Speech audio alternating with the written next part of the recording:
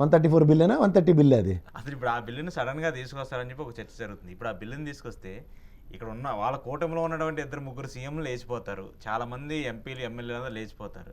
ఇప్పుడు అసలు ఆ పరిస్థితి, ఆ బిల్లుని ఇంత ఇమీడియట్గా తీసుకురావాల్సిన పరిస్థితి అవసరం ఎందుకు వస్తుంది? ముందు నితీష్ కుమార్ చంద్రబాబు నాయుడు పకోడీలు రెండు టిష్కేమని గాలిలో పెట్టలు ఎగిరిపోకుండా కాపాడుకోవాలంటే ఏం చేయాలి? ఆ బిల్లుని తీసుకొచ్చి పెడితే జాగ్రత్తగా. ముందు ఎక్కడి నుంచి ఎలా మీకు రాష్ట్ర ప్రభుత్వం ఓడిపోయి నితీష్ కుమార్ బయటికి వెళ్ళి అంతటికి మనకన్నా సెంట్రల్ ఇంటెలిజెన్స్ బ్రహ్మాండంగా ఉంటారు కదా.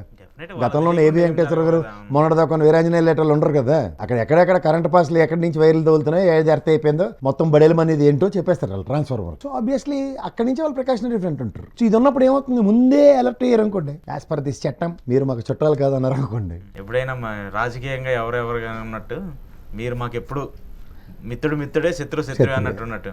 సపోర్ట్ సిస్టమ్ వీక్ అవుతుంది, సపోర్ట్ సిస్టమ్ ఎన్హాన్స్ అవుతుంది అనుకోండి. ఇప్పుడు కేంద్ర ప్రభుత్వమే కూలిపోతుంది అన్నప్పుడు వాళ్ళ దగ్గర ఉన్న ఆప్షన్స్ ఎక్స్ప్లోర్ చేస్తారా చేయరా? ఖచ్చితంగా. అందులో అధికారం వచ్చి ఒక్కసారి కాంగ్రెస్ మళ్ళీ కూర్చుందంటే వీళ్ళకి సినిమా మామూలుగా ఉండదు.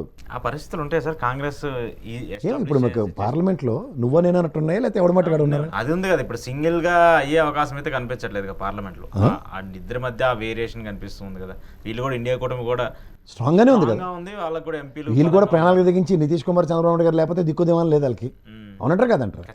ఇదే పెర్మిటేషన్ అండ్ కాంబినేషన్ అటుపక్క మారితే గతంలో కూడా ఆ సందర్భాలు వచ్చినప్పుడు కొంతమంది చేతులు ఎత్తేసిన ఉదంతాలు లేవా? 303 వచ్చినప్పుడే చాలా సార్లు పడిపోయిన ప్రభుత్వం అకాలీదళ పార్టీలు లాంటివి పంజాబ్ లో ఎన్నిసార్లు సినిమా చూపించింది బీజేపీకి. సో అలాంటి పరిస్థితుల్లో ముఖ్యంగా కేజ్రీవాల్ అనే వాళ్ళ మనిషిని ఒక భుజం వాడుతూ దాని నుంచి గన్ ఫైర్ చేద్దాం అన్నప్పుడు ఆ బుల్లెట్లు బ్రహ్మానందం గుళ్ళు కాల్చినట్టు కాలిస్తే ఏమవుతుంది, అందరికీ తగులుతాయి కదా. అంటే ఎవడ ఎలక్ట్ అవుతాడా ఫెడరల్ సిస్టమ్ లో.